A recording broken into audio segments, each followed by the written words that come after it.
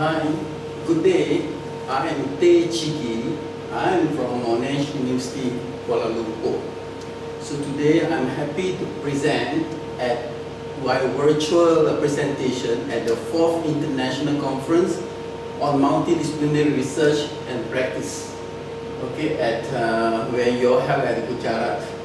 So my topic for the presentation is addressing the Singapore-Johor Causeway cross-border high toll charges. In this paper, I worked this paper together with the Social Economic Research Center in Malaysia, a non-profit organization supported by the Chinese Chambers of Commerce, and my co-author is Ms. Sam Kamon.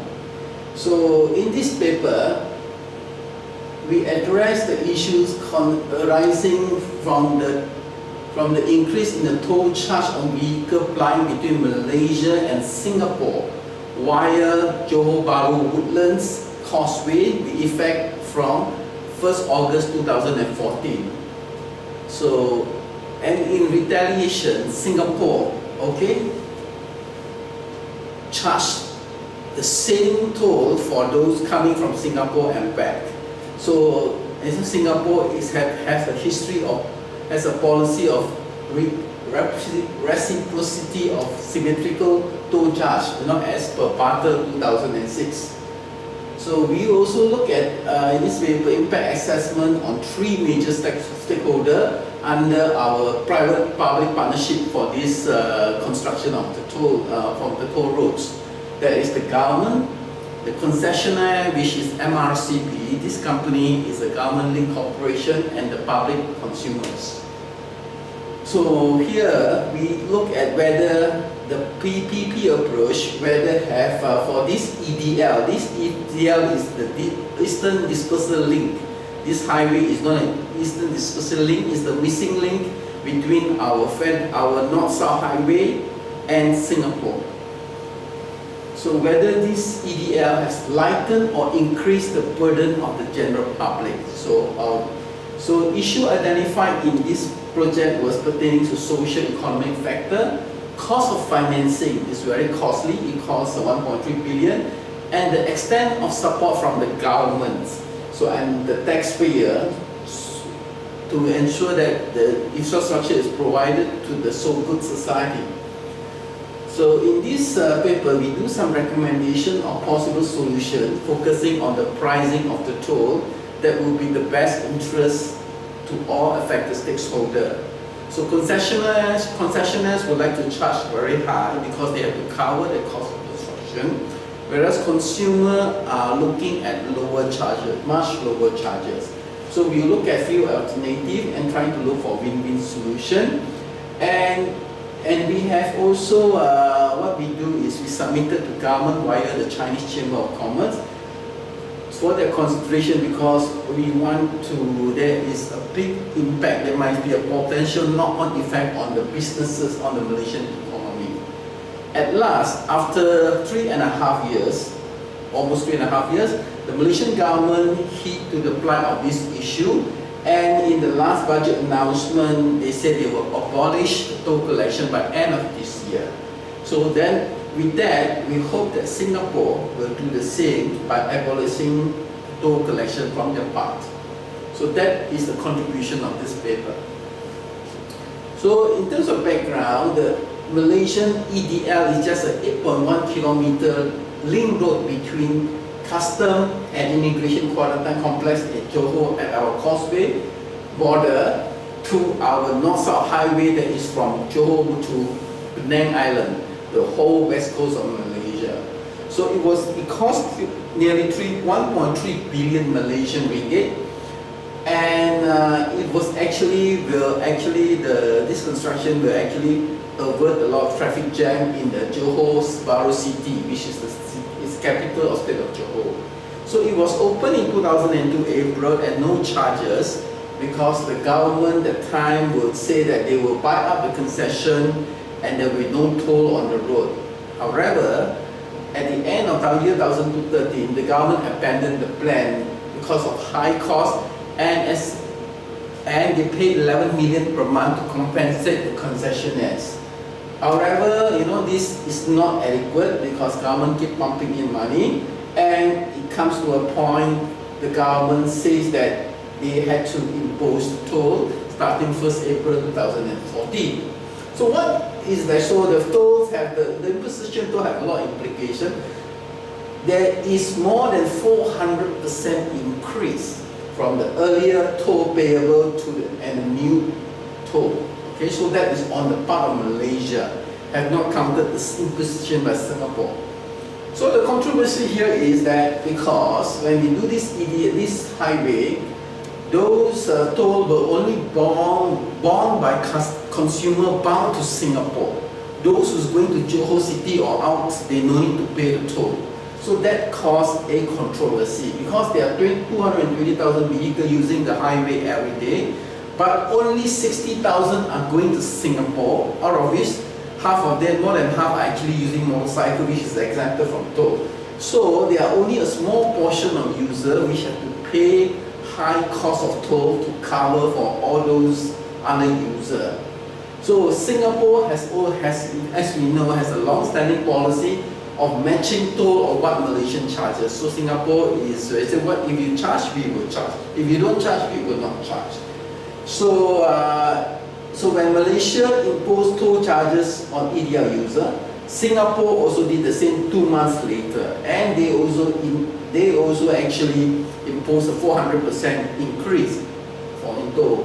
So if you see from this map, this 8.1 kilometer is linked to the national. Our plus highway is our north-south highway. This is the missing link, so that this one is actually, this is why viaduct straight away to Singapore, Causeway. So this one can divert a lot of traffic in the Johor Bahru town. However, there are many other exits. So all these exits, you can exit to town without need to pay the toll, because the toll plaza is only here.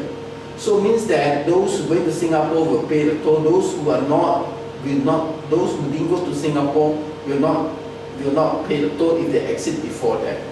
So that was a problem, because you see now that those who went to Singapore is being penalized. This is what it was think. So this is the double whammy, in fact, because of Malaysia, our toll price increased 5.5 times from Malaysia ringgit 5.90, less than $2 US, to become around $8 US. So that was how it was that time. So trucks, lorries, everything increased and effect on transportation and logistic costs. It also affects a lot of commuters, because there are a lot of students, school-going children studying in Singapore, a lot of Malaysians working in Singapore from Johor working in Singapore, and also affect lorries and also shoppers from Singapore to Johor, because the currency between Malaysia and Singapore is Singapore have a 3 times higher currency exchange than Malaysia. So there are a lot of them come over during the weekend to shop. With such imposition, so there is also there's a lot of, it impede a lot of businesses. So because of that, okay, so if you can see from here, for this vehicle, for commercial transportation, so the round trip now costs the increase 431 times, 431%. Sorry. So because of that, so it triggers a lot of increase in the cost of doing business. So at the end of the day, the consumer are affected. Malaysian consumer having high cost of living and less to spend. So we look through. We studied this impact. We did the impact assessment of the expressway, and we take cognizance that the fact that the expressway actually reduced a lot of congestion, which is very good, but with a high infrastructure cost, which government is not able to bear at that time. So, and also we look at on 3 major stakeholders, so commuters, concessionaires, and using the PPP approach. And also we have to take into account what we do, Singapore will follow suit. So that was in the paper, and so what we propose in the toll rates for way forward should actually, the revenue generated by the toll collection should be able to cover the operating and maintenance costs. So the OPEX. so that it's not burdensome to the consumer, and it also would not let the toll operator losing money. So number two, it must be adequate to cover the construction costs and pay the interest and loans. And also it must be affordable, so that at the same time minimizing government compensation. We are looking at in this situation that we have to also educate the public that there should be no longer to expect toll-free facilities indefinitely.